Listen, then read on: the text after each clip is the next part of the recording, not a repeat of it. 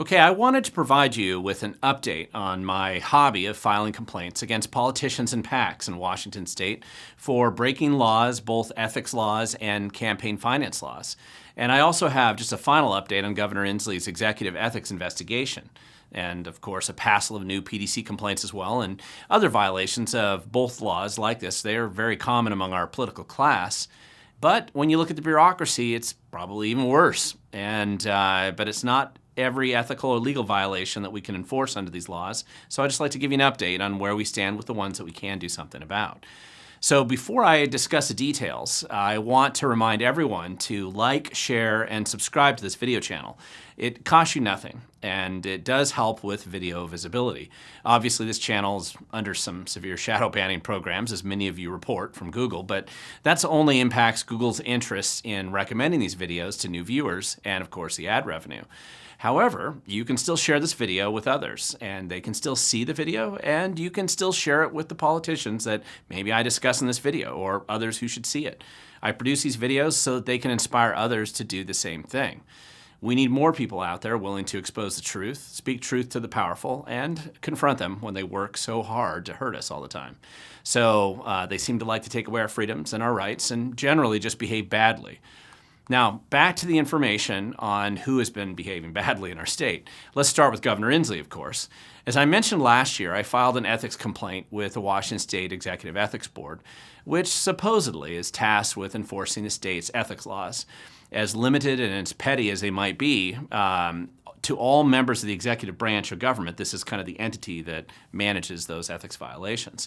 So the complaint I filed, and I've linked down below, very clearly addresses the violations that Inslee committed at several press conferences, which were really just campaign rallies for Democratic senators and legislators at the time last year.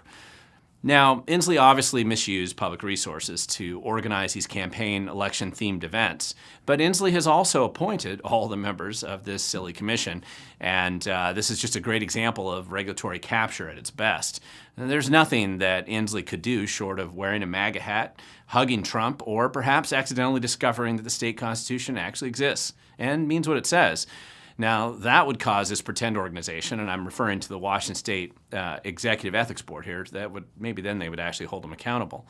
However, it was worthwhile still to file the complaint. Now, you can watch this board, with assistance, of course, from the AG's office, dance around the subject and force them to cover up Inslee's wrongdoing and pretend that there's nothing wrong with what he did. It was also kind of fun and educational for me because I haven't really filed many complaints with the Executive Ethics Board. So I wanted to experience the process firsthand, and there's nothing like filing a complaint to do that. Now, one thing to note here, and I suggest you study up on some of the state's ethics laws, specifically RCW 4252. It's called the Ethics and Public Services Act. And you get familiar with these rules, and feel free to use the complaint that I drafted down below against Inslee as kind of a basic template for the fact patterns that you find when you file your complaint against your favorite violator in the executive sort of branch of government. Senior people in Washington state government, they break these laws all the time, but it isn't always easy to verify. So it does help if you have insiders or whistleblowers. However, if you can get the documents, the photos, videos, bank statements, social media posts, or other evidence sorted out, you can use my complaint, as I said, just as a basic template for how to organize the complaint itself.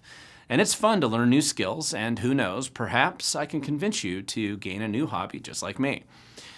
Now, I've tended to have more success with the Legislative Ethics Board more than the Executive Ethics Board, and not that I trust anyone working in government generally, but I do trust, or at least I tend to trust, the staff on the Legislative Ethics Board investigation process just a bit more. And the laws that apply to the legislative branch of government, at least on the ethics side of things, seem to be just a bit more robust. And if you want to learn more about the rules or laws on this, again, go to the ethics manual. I've linked that down below too, but also, again, covered under RCW 4252. So, and RCW, by the way, stands for Revised Code of Washington.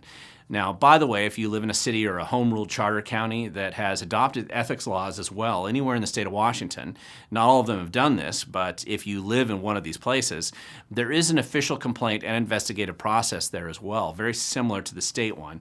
I've been involved in local complaints in Spokane, Mercer Island, Tukwila, and other cities with some success over the years, and I think you might find some as well. Now, don't get me wrong, at the state level, this Legislative Ethics Board is also appointed by Inslee mostly, and it's heavily weighted towards turning a blind eye to Democrat wrongdoing.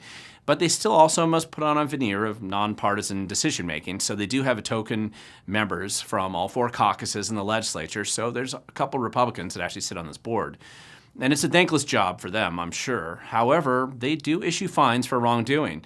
But I have no updates on the current 11 complaints that I have pending in front of this board right now. I kind of expect the decisions to come down in the near future, and I'll keep you posted as those come out.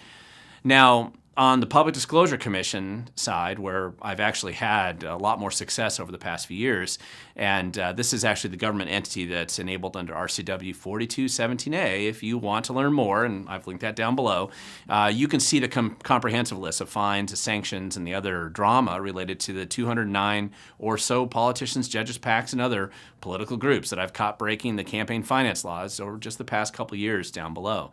That number changes all the time as more of them get fined and sanctioned, of course. I do have some more updates. Nothing big, but I had some free time recently, so I was able to file a whole pile of complaints, which I believe they do have merit. Now, I caught a couple of school tax packs promoting local school levies in Ferndale and Ridgefield, accepting, for example, illegal over-limit anonymous contributions. It's illegal for them to do that. I've caught a few politicians on both sides of the Cascades failing to fully disclose or concealing, in some cases, some of their legally required financial disclosure information. And I've also caught a number of PACs apparently colluding to conceal the identity of their prime sponsor in their name. That happens to be illegal. And I'll get into these complaints in more detail in the future videos as the investigations continue. I do anticipate some of these resulting in sanctions, fines, and probably forfeiture of funds. Nothing that changes the world, but enough to demonstrate that at least somebody out there is actually watching these guys. Now, as these complaints are verified and posted to the public disclosure website under their enforcement page list of cases, you're going to want to follow along with the status. And I've linked to this website down below so you can actually track it if you're interested. I mean, who knows? Maybe I can inspire you to file complaints of your own, or perhaps do your own research on other politicians, PACs, or others who might have broken the law. I'm pretty efficient at processing these complaints now, and I hope that I'm improving all the time so that if you believe that you have examples of these violations, just send me a message or leave a comment on my website, and I can give you some direct feedback on the violation or file the complaint myself. I do this all the time, and often I do get information from eagle-eyed researchers just like you and whistleblowers out there who they don't want to have the exposure maybe of filing these complaints themselves. But if they're valid and documented, I'm sure I can probably help. Now, I also want to grow our group of local researchers and activists who are willing to dig into this type of information and perhaps help you become more effective at doing this as well. If you have a group of people who want to learn how to dig deeper into how government works, or more likely doesn't work where you live, I'm actually happy to come out and put on a short basic training session for you, and I can usually do that in an evening to kind of get you going.